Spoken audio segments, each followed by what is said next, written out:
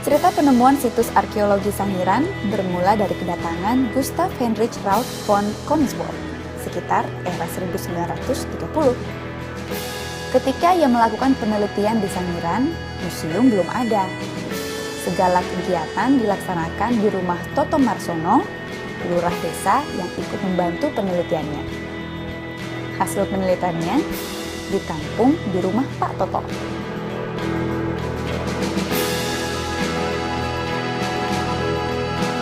Von Königswald pun tak segan-segan mengajar masyarakat Sangiran untuk memperoleh keterampilan melakukan penggalian fosil.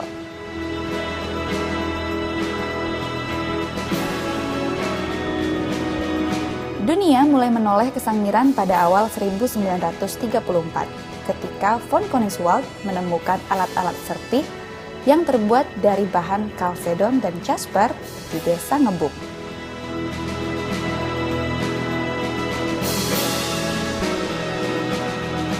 Sekitar 1936, dunia dikagetkan oleh penemuan penting Königswald berupa fragmen rahang bawah atau mandibula manusia purba yang hidup antara 1,5 juta hingga 1 juta tahun lalu, atau Homo erectus.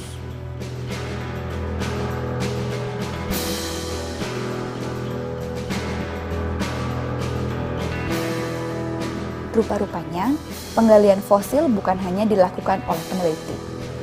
Masyarakat Sangiran yang sebelumnya sudah mendapatkan ilmu penggalian dari von Königswald ikut melakukan penggalian. Dari hari ke hari penemuan fosil semakin banyak. Para ahli paleontologi pun berbondong-bondong berkunjung ke Sangiran untuk melakukan penelitian. Selain itu, para pengunjung antusias ingin melihat penemuan fosil-fosil tersebut. Menyadari hal itu, pemerintah Kabupaten Sragen berinisiatif mendirikan sebuah bangunan sederhana pada 1974 untuk menampung fosil-fosil yang ditemukan.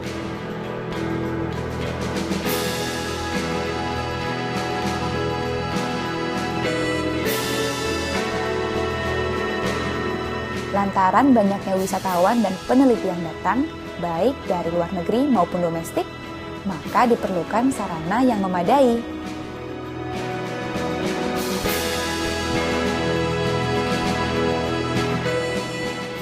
Akhirnya, mulai 1980, dibangunlah sebuah museum situs prasejarah Sangiran di atas lahan seluas 16.675 meter persegi.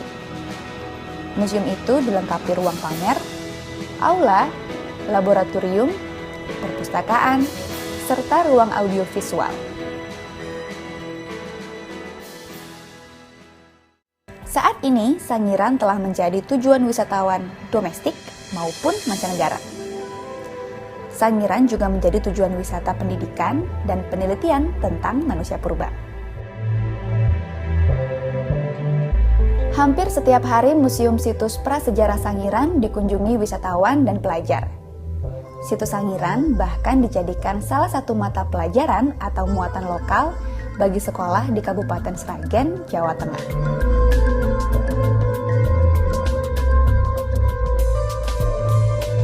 Bagi masyarakat setempat, kedatangan von Königswald yang diikuti para peneliti asing maupun dalam negeri menjadikan sebagian besar warga Sangiran mengerti dengan benar dan tahu dengan pasti mana fosil asli dan mana yang palsu.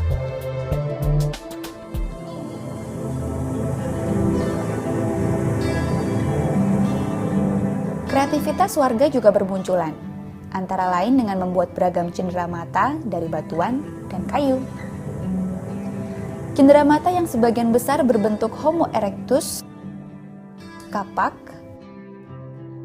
perhiasan, patung hingga tengkorak manusia dijual melalui puluhan kios souvenir yang ditangani oleh koperasi yang berada di kompleks museum.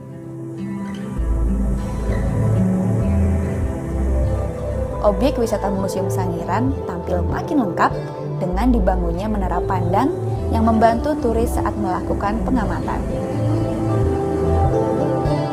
Tak jauh dari menara pandang, terdapat sebuah wisma penginapan dengan gaya arsitektur tradisional Jawa. Wisma ini dibangun untuk menunjang kegiatan para tamu atau wisatawan, khususnya bagi mereka yang melakukan penelitian tentang seluk-beluk fosil di kawasan Sangiran.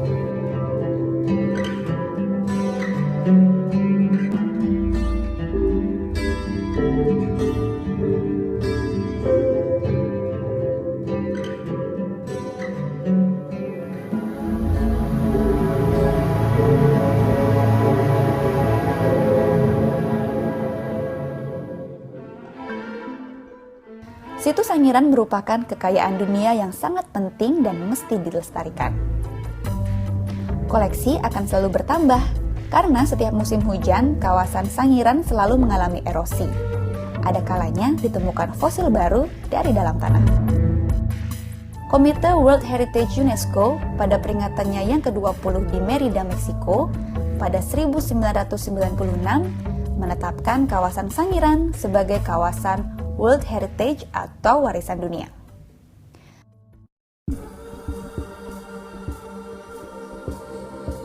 Di dalam museum ini terdapat 13.809 fosil yang ditemukan di situs Sangiran sejak 1936. Sebanyak 2.934 diantaranya disimpan di dalam ruang pameran Museum Sangiran dan 10.875 buah lainnya disimpan di gudang penyimpanan museum. Sejumlah fosil manusia lainnya disimpan di Museum Geologi Bandung dan Laboratorium Paleontropologi Yogyakarta. Sungguh jumlah yang fantastis, betapa kayanya situs Sangiran. Tidak mengherankan bila Komite World Heritage kemudian mencatatkan Sangiran dalam daftar warisan dunia bernomor urut 593. Di dalam ruang pameran dipajang fosil-fosil makhluk hidup yang ditemukan di kawasan Sangiran, baik fosil manusia, binatang, dan tumbuhan, serta alat-alat yang pernah digunakan manusia purba atau artefak. Jenis-jenis fosil tersebut antara lain fosil manusia yang terdiri dari rahang bawah manusia Meganthropus paleojavanicus, tengkorak Pithecanthropus erectus atau Homo erectus, tengkorak Homo soloensis, dan tengkorak Homo sapiens. Fosil binatang darat seperti gading gajah purba, tulang kerbau, tanduk rusa, tanduk kijang, dan lain-lain. Fosil binatang air semisal gigi buaya, gigi ikan hiu, batok penyu, dan sebagainya. Di samping itu terdapat pula peralatan yang sering dipakai dalam kehidupan manusia purba, semacam alat serpih, kapak penetak, kapak beliung, manik-manik, dan lain-lain. Ada pula fosil-fosil kayu dan tumbuhan yang bermacam-macam bentuk dan rupa.